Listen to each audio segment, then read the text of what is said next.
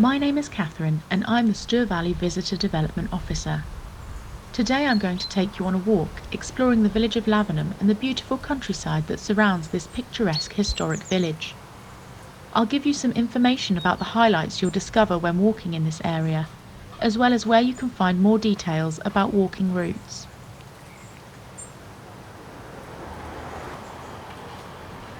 The route we're walking today explores the picture postcard village of Lavenham and some of the nearby wildlife and nature spots.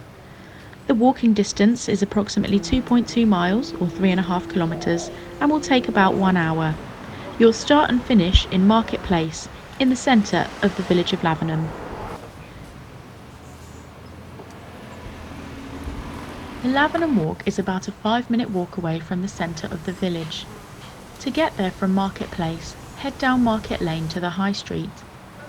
Turn right and continue along the High Street until you reach the old railway bridge, where you will see a signpost signalling the start of the Lavenham Walk on your left-hand side.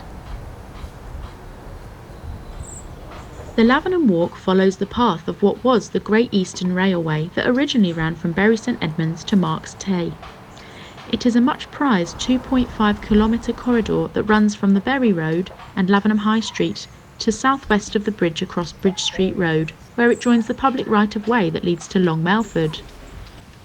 Today it is home to well over 50 different species of bird, as well as to a variety of rare insects and 16 species of butterflies. Reptiles and small mammals thrive in the protection it provides. Kestrels can be sighted as they hunt for prey along the track and the adjoining woodland and meadows. Another highlight you'll discover on this walk is Dyerhousefield Wood. The name comes from the earliest recorded use of the site dated around 1580. The Upper Woodland's 1,500 trees were planted in November 2005 and comprise of tree types you will find in any ancient woodland in this part of East Anglia. The lower woodland, mainly ash, had been planted some 10 years before.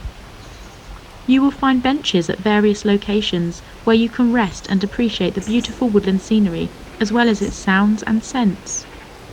There are 2 walks around the woodland which are set up as orienteering courses. One of the highlights you'll see on this walking route is Lavenham Church. The parish church of St Peter and St Paul dates largely from the period between 1485 and 1525, although the chancel survives from an earlier mid-14th century building. The church is open to visitors almost every day from 8:30 a.m. until 6 p.m. or 4 p.m. in the winter. My name's John O'Mahony. I'm a parish councillor here in Lavenham. Lavenham, the name itself, comes from a Saxon chieftain who decided to make this his home. His name was Larfan and his home, so Larfan home became Lavenham over the centuries. Why is it here in the form that you see it today? Well, in the 14th century, this was one of the wealthiest places in the country. In fact, it was 14th wealthiest. We see tens of thousands of visitors coming to Lavenham every year, and one of the reasons, the main draw, I think, is buildings like this. This building that I'm sitting here with behind me, we know that this is dated to 1395. It's called Little Hall.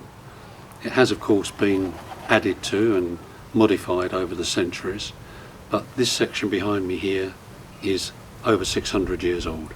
We've got 321 Tudor medieval timber frame buildings which are still in everyday use as private homes, museums, restaurants, hotels, shops of all sorts, and people just come to wander the streets and gaze at the higgledy-piggledy buildings.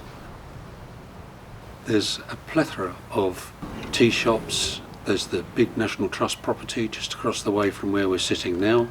Hotels, self-catering accommodation, lots of it. The day like today, warm, sunny, stroll the streets, gaze at the buildings, pop in for tea and scones. What could be better?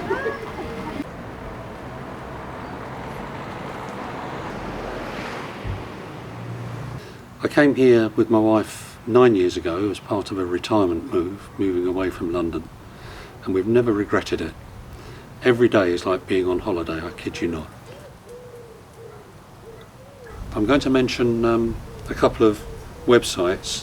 One is lovelavenham.co.uk, and also the Lavenham Parish Council website, lavenham.onesuffolk.net.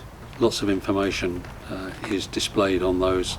For more information about walking routes in and around Lavenham, pick up one of these Walking in Lavenham leaflets. They're available from the visitor information point on Lady Street just off Marketplace, and you can also download it for free from www.deadandvalestorvalley.org/visiting.